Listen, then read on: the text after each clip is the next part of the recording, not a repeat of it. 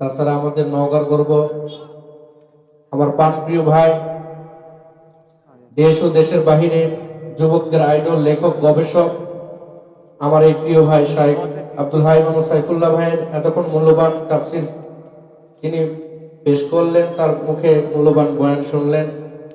এর পাশে একটি মেসেজ আপনাদেরকে শোনাইতে চাই।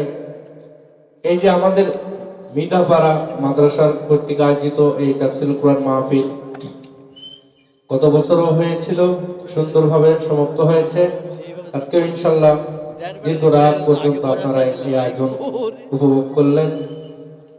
আমাদের এই ছোট্ট মাদ্রাসা, এখানে এক সময় এত সুন্দর পরিবেশ ছিল না। আপনাদের সহযোগিতায়, আপনাদের উৎসাহিত, আপনাদের দান খয়রাত, আপনাদের এই সুদৃষ্টি, আপনাদের এই প্রাণ ঢালা ভালোবাসা দিয়েই কিন্তু আমরা ছোট্ট ছোট্ট ভাবে পিলপিল পায়ে আমরা এগিয়ে যাচ্ছি। আমাদের এই ছোট মাদ্রাসায় অনেক কচিকাঁচা বাচ্চা রয়েছে যারা বালেগ নয়, 4 বছর, 5 বছর, 6 বছর, 7 বছর, 10 বছর বয়সের বাচ্চারা আমাদের এখানে পড়াশোনা করতেছে। আপনাদের কাছে কিছুই চাই না, শুধু জাস্ট দোয়া চাই। আর আপনারা আমাদের পাশে থাকবেন। আমাদের এই এতিম অসহায় অনেক বাচ্চা এখানে লালিত পালিত করা হয়, তাদেরকে শিক্ষা দেওয়া হয়। অনেক গরিব, অসহায়, সুবিধা বঞ্চিত বাচ্চাদেরকে আমরা এখানে শিক্ষা দান করি, ইসলামিক শিক্ষা দান করি।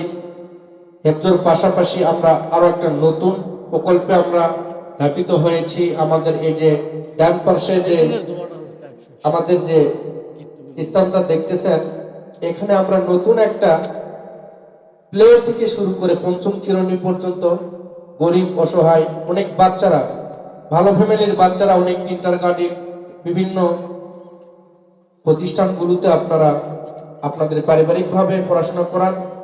অনেক গরিব বাচ্চারা এই একাডেমিক শিক্ষাটা লাভ করতে পারে না, সেখানে অনেক চার্জ হয়, অনেক খরচ, এই জন্য পড়াশোনা করাতে পারেন না। এই জন্য নতুন একটা উদ্যোগ আমার মনে জেগেছে। এখানে আমি একটা প্লে থেকে পঞ্চম শ্রেণী পর্যন্ত একাডেমিক ভাবে এখানে এই হাফেজিয়ার পাশাপাশি শাখায় একটা নতুন ক্যাডেট শাখা আগামী জানুয়ারি থেকে প্লে হবে ইনশাল্লাহ। আপনাদের যাদের বাচ্চা রয়েছে এগুলো ইসলামিক শিক্ষায় শিক্ষিত করবেন, এরকম মনোবল যাদের রয়েছে, ইচ্ছা রয়েছে, মেহেরবানি করে আমাদের সাথে যোগাযোগ করবেন, ভর্তি করাবেন ইনশাল্লাহ। এখানে আমরা আপনার বাচ্চাকে যুগ উপযোগী করার জন্য আমরা আপ্রাণ চেষ্টা করব ইনশাল্লাহ। তাছাড়া আপনারা যতটুকু সহযোগিতা করে আমাদেরকে ধন্য করেছেন, আপনাদের কাছে আমি আন্তরিক শুভেচ্ছা জানাই।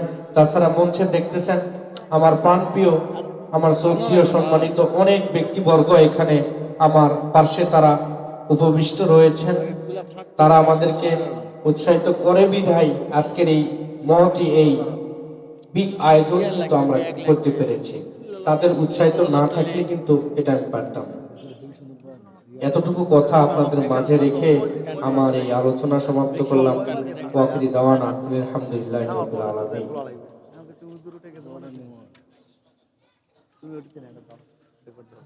একটি এলান শুনি। 22শে নভেম্বর নওগাঁ নওজোয়ান মাঠ আন্তর্জাতিক কেরাত সম্মেলন। এটা আমরা সকলেই প্রতি বছর একটা আশায় থাকি, কবে সেই এই বিশাল আন্তর্জাতিক কেরাত সম্মেলনটা হবে। অনেকে আমরা সেখানে উপস্থিত হই, শুনি। আবারও সেই সময়টা চলে এসেছে ইনশাল্লাহ। আগামীরা আপনারা সকলেই অবগত থাকবেন। 22শে নভেম্বর এই আন্তর্জাতিক কেরাত সম্মেলনে আমরা সকলে উপস্থিত হওয়ার জন্য চেষ্টা করব ইনশাআল্লাহ।